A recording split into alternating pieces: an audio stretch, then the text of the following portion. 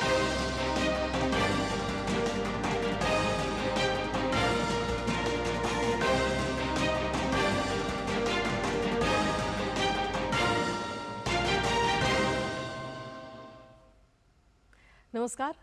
स्वागत है आप सभी का। दूरदर्शन समाचार आप देख रहे हैं और सांकेतिक भाषा के इस खास बुलेटिन को लेकर हाजिर हूं मैं कृतिका और मेरे साथ हैं मेरी सहयोगी बीना सिंह, जो खबरों को सांकेतिक भाषा में आप तक पहुंचाएंगी। तो चलिए शुरुआत करते हैं इस खास बुलेटिन की और सबसे पहले देखते हैं हेडलाइंस। प्रधानमंत्री नरेंद्र मोदी ने ओडिशा के संबलपुर में करीब 70,000 करोड़ रुपए की विभिन्न परियोजनाओं का किया उद्घाटन और शिलान्यास। पुरी सोनेपुरी साप्ताहिक एक्सप्रेस ट्रेन को दिखाई हरी झंडी। पीएम मोदी ने जनसभा को भी किया संबोधित।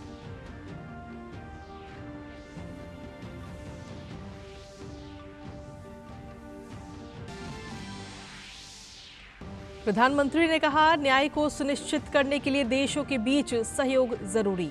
Commonwealth legal education association, Commonwealth attorney और सॉलिसिटर जनरल कॉन्फ्रेंस 2024 का किया उद्घाटन। 3 नए आपराधिक कानूनों में दंड के बजाय न्याय पर दिया गया जोर।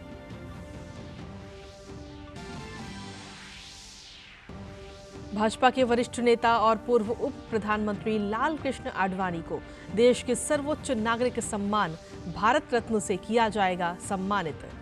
प्रधानमंत्री नरेंद्र मोदी ने फोन कर दी बधाई। कहा, देश के विकास में आडवाणी जी का योगदान अविस्मरणीय। आडवाणी जी ने पत्र लिखकर जताया आभार। उपराष्ट्रपति जगदीप धनखड़, रक्षा मंत्री राजनाथ सिंह, केंद्रीय मंत्री नितिन गडकरी, किरण रिजिजू सहित देश भर के कई गणमान्य लोगों ने आडवाणी जी को सर्वोच्च सम्मान देने के निर्णय पर जताई खुशी। आडवाणी जी को राजनीति में शुचिता, समर्पण और दृढ़ संकल्प का बताया प्रतीक। और खेल की खबरों में, विशाखापत्तनम टेस्ट के पहली पारी में 253 रनों पर सिमटी इंग्लैंड की टीम। भारत को मिली 143 रनों की बढ़त। जसप्रीत बुमराह ने झटके 6 विकेट। और हेडलाइंस के बाद चलिए अब खबरों में विस्तार से बात करते हैं। प्रधानमंत्री नरेंद्र मोदी ने ओडिशा के संबलपुर में एक सार्वजनिक कार्यक्रम के दौरान 67,000 करोड़ रुपए से ज्यादा की लागत की कई बुनियादी ढांचा परियोजनाओं का उद्घाटन किया, लोकार्पण किया और शिलान्यास किया। प्रधानमंत्री ने लगभग 28,980 करोड़ रुपए की लागत की कई विद्युत परियोजनाओं का भी लोकार्पण किया और आधारशिला रखी। उन्होंने ओडिशा के अंगुल जिले में NTPC Talcher thermal power project stage की आधारशिला भी रखी। ये विद्युत परियोजनाएं ओडिशा के साथ साथ कई अन्य राज्यों को भी किफायती बिजली की आपूर्ति करेंगी। पीएम मोदी ने लगभग 2,110 करोड़ रुपए की संचयी लागत से विकसित राष्ट्रीय राजमार्गों की 3 सड़क क्षेत्र परियोजनाओं का भी उद्घाटन किया। इसके अलावा उन्होंने 2,146 करोड़ रुपए की लागत की रेलवे परियोजनाओं का भी लोकार्पण किया और आधारशिला रखी। प्रधानमंत्री ने संबलपुर रेलवे स्टेशन के पुनर्विकास की आधारशिला रखी, जिसकी वास्तुकला शैलश्री पैलेस से प्रेरित है। इसके अलावा उन्होंने झारसुगुड़ा प्रधान डाकघर विरासत भवन भी राष्ट्र को समर्पित किया। वहीं प्रधानमंत्री ने पुरी सोनेपुर पुरी साप्ताहिक एक्सप्रेस ट्रेन को भी हरी झंडी दिखाई, जिससे क्षेत्र में रेल यात्रियों के लिए कनेक्टिविटी में सुधार होगा। पीएम मोदी ने आईआईएम संबलपुर के स्थायी परिसर का भी उद्घाटन किया। उन्होंने इस दौरान इस पर तैयार एक मॉडल का भी अवलोकन किया। पीएम मोदी ने राज्य को विकास परियोजनाओं की सौगात मिलने पर उन्हें बधाई दी। उन्होंने कहा कि इसका लाभ समाज के सभी वर्ग के लोगों को मिलेगा। वहीं प्रधानमंत्री नरेंद्र मोदी ने ओडिशा के संबलपुर में एक विशाल जनसभा को भी संबोधित किया। पीएम ने अपने संबोधन की शुरुआत पूर्व उप प्रधानमंत्री लाल कृष्ण आडवाणी जी के योगदान की सराहना करते हुए की। पीएम ने कहा कि ये सम्मान उस विचारधारा का सम्मान है जो राष्ट्र प्रथम को लेकर चलती है। पीएम ने कहा कि आडवाणी जी ने भारत के लोकतंत्र को एक पार्टी, एक परिवार की कैद से निकालने के लिए निरंतर संघर्ष किया। पीएम ने कहा कि आडवाणी जी ने परिवारवादी विचारधारा को चुनौती देकर भारत के लोकतंत्र और सर्वसमावेशी और राष्ट्रवादी विचारधारा से जोड़ा। अंतरिम बजट का जिक्र करते हुए पीएम ने इसे गरीबों को सशक्त करने की गारंटी बताया। पीएम ने गरीबों का बिजली बिल जीरो करने के लिए केंद्र सरकार की सौर ऊर्जा पहल को भी अहम बताया।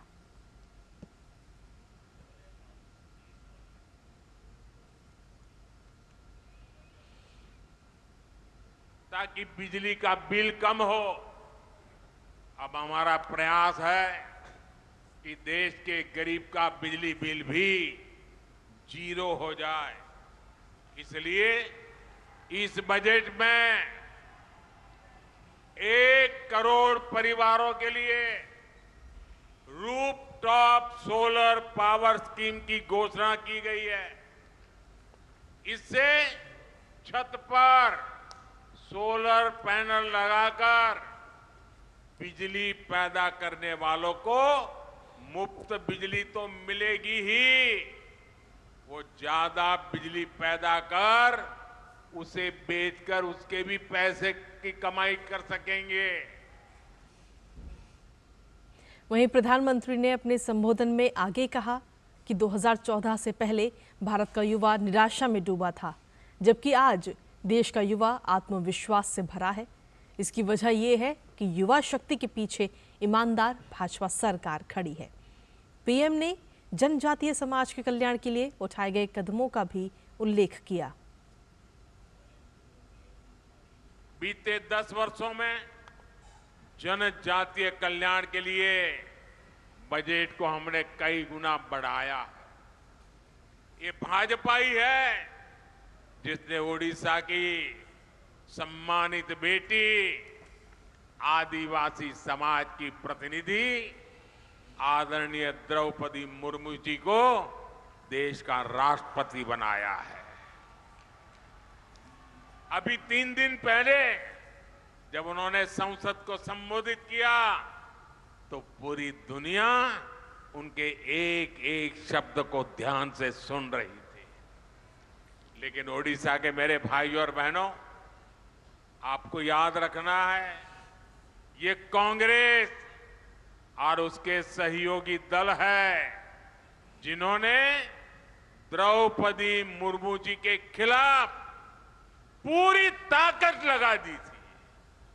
और वो द्रौपदी जी का अपमान था ऐसा नहीं, समग्र देश के आदिवासी समाज का अपमान था। प्रधानमंत्री नरेंद्र मोदी ने CLEA कॉमनवेल्थ अटॉर्नी और सॉलिसिटर जनरल कॉन्फ्रेंस 2024 का भी शुभारंभ किया। दिल्ली के विज्ञान भवन में आयोजित इस समारोह में राष्ट्रमंडल देशों के अटॉर्नी जनरल और सॉलिसिटर शरीक हुए। शुभारंभ समारोह को संबोधित करते हुए पीएम मोदी ने जांच और न्याय के क्षेत्र में देशों के बीच सहयोग बढ़ाने पर जोर दिया।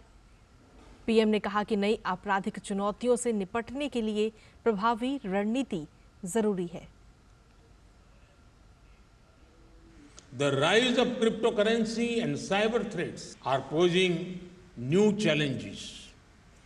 21st century challenges cannot be fought with a 20th century approach.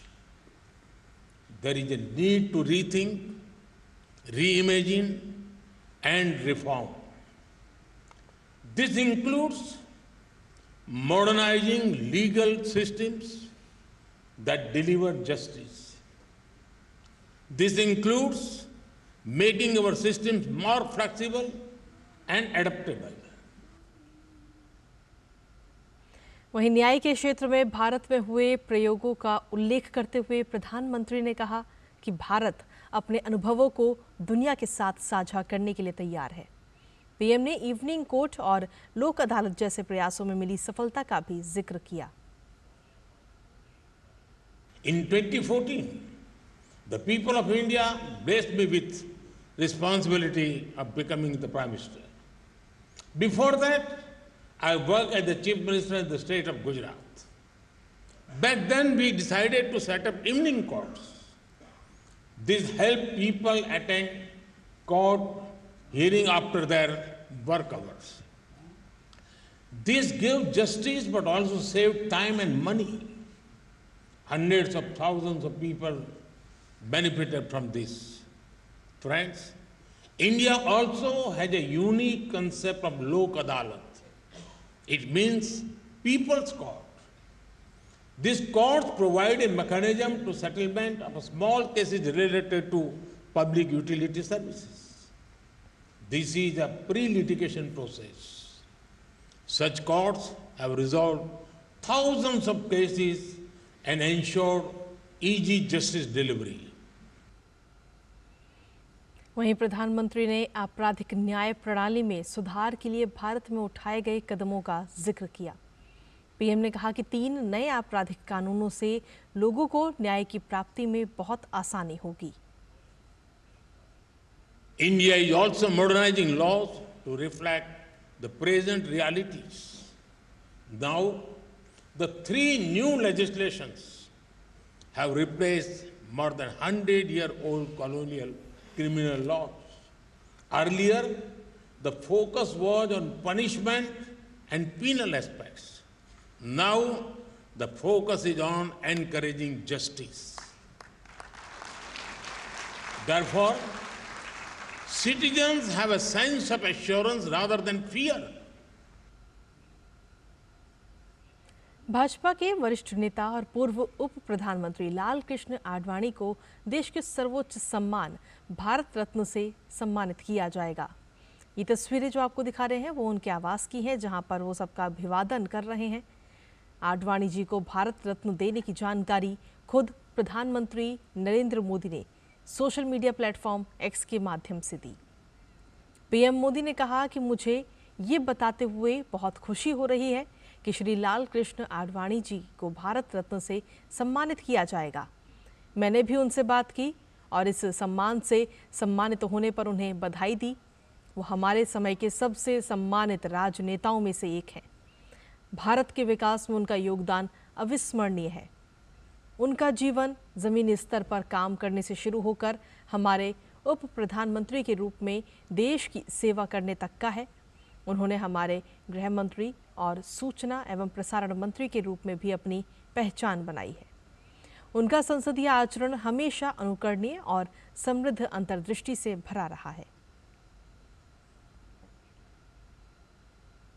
वहीं उपराष्ट्रपति जगदीप धनखड़ ने वरिष्ठ भाजपा नेता लालकृष्ण आडवाणी को भारत रत्न से सम्मानित किए जाने पर खुशी जताई है।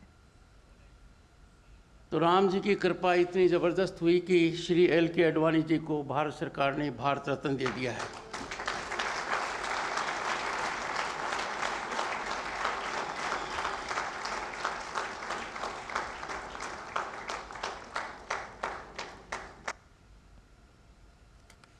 प्रधानमंत्री नरेंद्र मोदी ने देश के लिए पूर्व उप प्रधानमंत्री लाल कृष्ण आडवाणी जी के योगदान की सराहना की है। पीएम ओडिशा के संबलपुर में विकास परियोजनाओं के शुभारंभ और शिलान्यास कार्यक्रम को संबोधित कर रहे थे। पीएम ने आडवाणी जी को भारत रत्न दिए जाने को देश के एक महान सपूत का सम्मान बताया। आज देश ने अपने एक महान सपूत पूर्व उप प्रधानमंत्री लाल कृष्ण आडवाणी जी को भारत रत्न देने का भी निर्णय लिया है। भारत के उप प्रधानमंत्री, गृह मंत्री एवं सूचना प्रसारण मंत्री के रूप में और दशकों तक एक निष्ठावान, जागरूक सांसद के रूप में आदरणीय आडवाणी जी ने देश की जो सेवा की है वो अप्रतिम है। आडवाणी जी का ये सम्मान इस बात का प्रतीक है कि राष्ट्र की सेवा में अपना जीवन खपाने वालों को राष्ट्र कभी भुलाता नहीं है। मेरा सौभाग्य रहा कि लाल कृष्ण आडवाणी जी का स्नेह, उनका मार्गदर्शन मुझे निरंतर मिलता रहा है। मैं आदरणीय आडवाणी जी के दीर्घायु होने की कामना करता हूं और उन्हें ओडिशा की इस महान धरती से समस्त देशवासियों की तरफ से बहुत बहुत बधाई देता हूं। भाजपा के राष्ट्रीय अध्यक्ष जेपी नड्डा ने धर्मशाला में आयोजित अभिनंदन समारोह को संबोधित करते हुए कहा कि प्रधानमंत्री नरेंद्र मोदी जी हिमाचल प्रदेश के विकास के साथ साथ प्रदेश को स्वास्थ्य सुविधा की दृष्टि से एक महत्वपूर्ण हब बनाने के लिए कृत संकल्पित हैं। उन्होंने कहा कि हमारी सरकार ने हिमाचल के विकास के लिए कई अहम कदम उठाए हैं। गांव-गांव जाके बताइए, मोदी जी ने आपकी चिंता की। जब तकलीफ था 1782 करोड़ रुपए, और इतना ही नहीं, मैंने चिट्ठी लिखी हमारे ग्रामीण विकास मंत्री को, अनुराग जी ने भी चिट्ठी लिखी, और उसके कारण आज 11,000 घर, एक्स्ट्रा घर, जिनके मकान टूटे थे, उनके लिए 11,000 घर का सैंक्शन किया गया। जेपी नड्डा ने कांग्रेस सांसद डीके सुरेश के दक्षिण भारत को अलग देश बनाए जाने वाले बयान पर पलटवार करते हुए कहा कि भारत एक है, कोई भी देश को तोड़ने की बात करेगा तो हम सहन नहीं करेंगे। डीके सुरेश जो मेंबर पार्लियामेंट है, वो क्या कहता है कि जीएसटी का पैसा दक्षिण भारत ज्यादा देता है और उत्तर भारत में ज्यादा खर्च होता है, और ये हमारे लिए अन्याय है। वो भूल जाता है कि भारत एक है, पूर्व पश्चिम उत्तर दक्षिण ये सब एक है। वो कहता है कि दक्षिण के लोग ज्यादा जीएसटी देते हैं और ये उत्तर में खर्च होता है। आने वाले समय में मैं अलग देश की मांग करूंगा। ये demand DK Suresh member parliament Congress party उठाती है। राष्ट्रीय स्वयंसेवक संघ के सरसंघचालक मोहन भागवत ने आज बेंगलुरु में आयोजित भरत मुनि सम्मान समारोह में हिस्सा लिया। इस दौरान कार्यक्रम को संबोधित करते हुए उन्होंने अयोध्या में 22 जनवरी को हुए श्री राम लला के प्राण प्रतिष्ठा का भी जिक्र किया। 22 तारीख को श्री रामलला के मंदिर में आविर्भाव के समय मैंने ये कहा था कि मंदिर में रामलला क्या पधारे, भारत का स्व लौट कर आया है। उस घटना के बाद अब ये श्रृंखला चल पड़ेगी। प्रत्येक क्षेत्र में भारत के स्व के प्रगटीकरण के ऐसे प्रसंग दृग्गोचर होते जाएंगे, और रामलला के प्रकट होने के बाद ऐसा पहला प्रसंग संस्कार भारती के कारण देश को उपलब्ध हुआ है। वाराणसी की ज्ञानवापी परिसर स्थित व्यास जी तहखाने में जिला अदालत द्वारा हिंदू भक्तों को पूजा अर्चना की अनुमति दिए जाने के बाद कट्टरपंथियों द्वारा मुस्लिम समुदायों को भड़काने की कोशिश की जा रही है। अंजुमन इंतजामिया मसाजिद ने मुस्लिम पक्ष से शुक्रवार को अपनी दुकानें और कारोबार बंद रखकर जुमे की नमाज में खास दुआएं करने की अपील की थी। इसका परिणाम ये हुआ कि बड़ी संख्या में गैर स्थानीय लोग ज्ञानवापी में नमाज के लिए जुटे और भड़काऊ भाषण भी इस दौरान दिए गए। विश्व हिंदू परिषद के महासचिव डॉक्टर सुरेंद्र जैन ने न्यायपालिका द्वारा पूजा अर्चना की अनुमति वाले निर्णय के खिलाफ कुछ मुस्लिम नेताओं की भड़काऊ बयानों की निंदा की है। ज्ञानवापी के व्यास तहखाने में माननीय न्यायालय के आदेश से हिंदुओं को पूजा करने का अधिकार मिला। आज से 30 साल पहले मुलायम सिंह यादव ने मुस्लिम तुष्टीकरण के कारण से हिंदुओं को पूजा करने के इस अधिकार से वंचित किया था, बिना किसी लिखित आदेश के किया था। नंदी जी के आगे सीखचे लगा दिए थे। हिंदुओं के साथ जो अन्याय किया गया, माननीय न्यायपालिका ने उस अन्याय को न्यायोचित ढंग से ठीक किया। संपूर्ण देश को इस पर स्वागत करना चाहिए।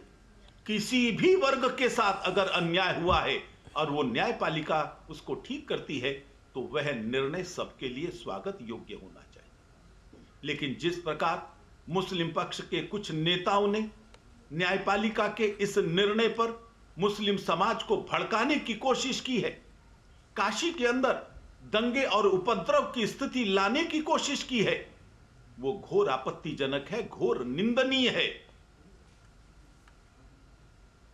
समान नागरिक संहिता की कानूनी जंग लड़ने वाले अधिवक्ता अश्विनी उपाध्याय का कहना है कि उत्तराखंड में समान नागरिक संहिता लागू होने से दशकों से चली आ रही कुरीतियां और कुप्रथाएं खत्म हो जाएंगी। सभी को एक समान अधिकार मिल सकेगा। बेटा बेटी और स्त्री पुरुष के बीच का भेदभाव खत्म होगा। सीएम आवास में यूसीसी की विशेषज्ञ समिति की ड्राफ्ट रिपोर्ट सौंपने के दौरान अश्विनी उपाध्याय ने डीडी न्यूज से समान नागरिक संहिता की विशेषताओं और उनके संभावित प्रावधानों को साझा किया। ये जो यूनिफॉर्म सिविल जो उत्तराखंड सिविल कोड आ रहा है, इससे सारी कुरीतियां खत्म हो जाएंगी। शादी विवाह की उम्र समान हो जाएगी। गुजारा भत्ता का अधिकार सबको मिल जाएगा। अभी हमारी मुस्लिम बेटियों को मेंटेनेंस का राइट नहीं है। ये उत्तराखंड सिविल कोड आएगा तो जो मौखिक तरीके के तलाक चल रहे हैं, जो कोर्ट के बाहर डिवोर्स हो रहे हैं, तलाक़े हसन तलाक़े बाइन तलाक़े किनाया, वो ख़त्म हो जाएगा। सबका डिवोर्स कोर्ट के जरिए होगा। सबका कूलिंग पीरियड एक समान हो जाएगा। एक पति एक पत्नी का नियम सब पे लागू हो जाएगा। बहुविवाह हलाला मुताह मिस्यार बंद हो जाएगा। विरासत का और वसीयत का एक समान अधिकार मिल जाएगा। तो ये बहुत अच्छी बात है कि हमारी मुस्लिम बेटियों को भी विरासत और वसीयत का एक समान अधिकार मिलने जा रहा है। यूसीसी का जो ड्राफ्ट है जो उत्तराखंड में लागू होने जा रहा है, मुझे लगता है ये भारत के लिए एक नज़ीर बनेगा, अन्य राज्यों के लिए एक नज़ीर बनेगा। और आने वाले टाइम में जो हमारे संविधान निर्माताओं का सपना था वो साकार होना शुरू हो गया है। उत्तराखंड पहले उसको साकार कर रहा है, देश में अन्य राज्य उसको बाद में साकार करेंगे। झारखंड में भारत जोड़ो न्याय यात्रा के दौरान आज कांग्रेस सांसद राहुल गांधी जब देवघर के बाबा बैद्यनाथ धाम मंदिर में पूजा अर्चना के लिए पहुंचे, तब मंदिर परिसर में लोगों ने नारेबाजी की।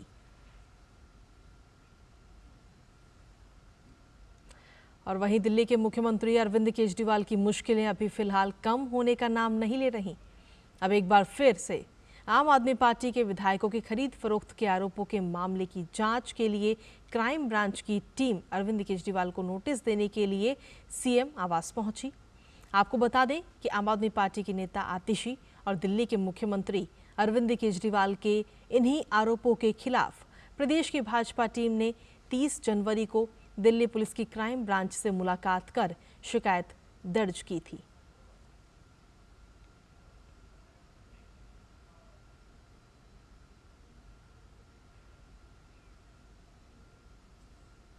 केंद्रीय मंत्री अनुराग सिंह ठाकुर ने आम आदमी पार्टी पर सीधा हमला बोलते हुए कहा कि आखिरकार दिल्ली पुलिस को केजरीवाल के घर जाना पड़ा क्योंकि अरविंद केजरीवाल ने उनके विधायकों को खरीदने के प्रयास का आरोप लगाया था। केंद्रीय मंत्री ने आगे कहा कि केजरीवाल को देश और पुलिस को सबूत देने ही चाहिए। केजरीवाल अपने शराब घोटाले से बचने के लिए बीजेपी पर झूठे आरोप लगाते रहते हैं। उन्होंने कहा कि वो भ्रष्टाचार भी करते हैं और झूठ भी बोलते हैं। आखिरकार दिल्ली पुलिस को अरविंद केजरीवाल जी के यहाँ क्यों जाना पड़ा? क्योंकि आरोप केजरीवाल जी ने लगाए थे कि विधायकों को खरीदने की प्रयास किया गया। आखिरकार ये हवा में ही आरोप लगे थे और इसके सबूत तो उनको देने ही चाहिए। उनके ही प्रवक्ता ने उन्होंने कहा था कि उनके पास ऑडियो भी है, सब सबूत भी हैं। तो अब देश को और पुलिस को बताने का समय आया कि क्या सबूत उनके पास है, नहीं तो एक बार फिर उनकी पोल खुलने वाली है। जैसा पूर्व में भी केजरीवाल जी ने झूठे आरोप लगाए और एक नहीं अनेक बार नेताओं से माफ़ी मांगी, अदालत में माफ़ी मांगी और उनका चेहरा बेनकाब हुआ है कि वो अपने शराब के घोटाले के भ्रष्टाचार को बचाने के लिए, उससे ध्यान भटकाने के लिए भारतीय जनता पार्टी पर झूठे आरोप लगाते हैं। ईडी 5 बार उनको सम्मन देती है, उसका सामना नहीं करती है। वो अपने जिन मंत्रियों को ईमानदारी का सर्टिफिकेट देते हैं वो आज जेल में है, उनके उप मुख्यमंत्री, उनके सांसद जेल में हैं और देश की जनता आम आदमी पार्टी का असली चेहरा जान चुकी है कि वो भ्रष्टाचार भी करते हैं और झूठ भी बोलते हैं। केजरीवाल जी को जवाब देना चाहिए, सबूत देने चाहिए, नहीं तो एक बार फिर भारतीय जनता पार्टी और देश से माफी मांगनी चाहिए। वहीं बीजेपी पर विधायकों की खरीद फरोख्त के आरोप के मामले पर आज दिल्ली पुलिस की क्राइम ब्रांच की टीम दिल्ली के मुख्यमंत्री अरविंद केजरीवाल से पूछताछ के लिए उनके आवास पर पहुंची, जहां पर टीम को मुख्यमंत्री आवास में नहीं जाने दिया गया। इसको लेकर बीजेपी अब आम आदमी पार्टी पर हमलावर हो रही है। बीजेपी प्रवक्ता शहजाद पूनावाला ने कहा कि 5 बार ईडी के समन के बावजूद केजरीवाल भाग रहे हैं। दूसरी तरफ जो उन्होंने आरोप लगाए उसमें भी एजेंसी का सहयोग नहीं कर रहे हैं। लैब टेस्ट में भी लूटने का काम किया गया है, परंतु केवल अरविंद केजरीवाल को दिल्ली की जनता और भारत की जनता भ्रष्टाचार का बेताज बादशाह नहीं कह रही है। आज दिल्ली की जनता विवश है केजरीवाल को भगोड़ा केजरीवाल कहने के लिए। भगोड़ा केजरीवाल विचित्र स्थिति है, और ये विचित्र स्थिति इसलिए निर्माण हुई है क्योंकि जब एनफोर्समेंट डायरेक्टोरेट 5-5 समन जारी करता है एक बेहद गंभीर शराब घोटाले के मामले में, तब अरविंद केजरीवाल भाग जाते हैं। समन्स दिए गए हैं पर वो पेश नहीं होते हैं, एजेंसीज के साथ, इन्वेस्टिगेशन के साथ कोऑपरेट नहीं करते हैं। वहीं केंद्रीय मंत्री अनुराग सिंह ठाकुर ने कहा कि मोहब्बत की दुकान में नफरत का सामान बिक रहा है। गठबंधन बिखर रहा है। पहले नीतीश कुमार और अब ममता बनर्जी ने भी गठबंधन का साथ छोड़ दिया है। अब तो ममता बनर्जी भी कह रही हैं कि कांग्रेस को 40 सीटें भी नहीं मिलेंगी। मोहब्बत की दुकान में नफरत का सामान बिक रहा है, तभी तो पहले नीतीश कुमार जी चले गए, अब ममता बनर्जी जी जाने का नाम ले रही हैं और ये भी कह रही हैं कि कांग्रेस को 40 सीटें भी नहीं मिलेंगी और बंगाल में तो कांग्रेस का खाता भी नहीं खुल पाएगा। और चलिए खबरों में आगे बढ़ते हुए बात करते हैं खेलों की। भारत और इंग्लैंड के बीच विशाखापत्तनम में आज दूसरे टेस्ट के दूसरे दिन पहली पारी में इंग्लैंड की टीम 253 रनों पर ही सिमट गई। इसके साथ ही भारतीय टीम ने इंग्लैंड पर 143 रनों की बढ़त ली। इंग्लैंड के लिए सबसे ज्यादा 76 रन जैक क्राउली ने बनाए। उनके अलावा इंग्लैंड का कोई भी बल्लेबाज कुछ खास नहीं कर सका। 47 रन बनाने वाले बेन स्टोक्स टीम के लिए दूसरे सबसे ज्यादा रन बनाने वाले बल्लेबाज रहे। वहीं जसप्रीत बुमराह ने भारत के लिए 6 विकेट चटकाए। उनके अलावा कुलदीप यादव ने 3 और अक्षर पटेल को भी 1 विकेट मिला। इससे पहले भारत ने अपनी पहली पारी में 396 रन बनाए। भारत ने आज सुबह पहले दिन के स्कोर 6 विकेट पर 336 रनों के आगे खेलना शुरू किया। यशस्वी जायसवाल ने आर अश्विन के साथ मिलकर रन रखना जारी रखा। हालांकि अश्विन 20 रन बनाकर एंडरसन की गेंद पर आउट हो गए। दूसरे छोर पर यशस्वी जायसवाल ने रन बनाना जारी रखा और अपना दोहरा शतक पूरा किया। वो 209 रन बनाकर आउट हुए। इसके बाद भारत के बाकी बचे हुए विकेट जल्द ही आउट हो गए। इंग्लैंड के लिए एंडरसन, शोएब बशीर और रेहान अहमद ने 3-3 विकेट लिए। और इसी के साथ फिलहाल सांकेतिक भाषा के इस खास बुलेटिन में मुझे, मेरी सहयोगी बीना सिंह और हमारी पूरी टीम को दीजिए अनुमति। नमस्कार।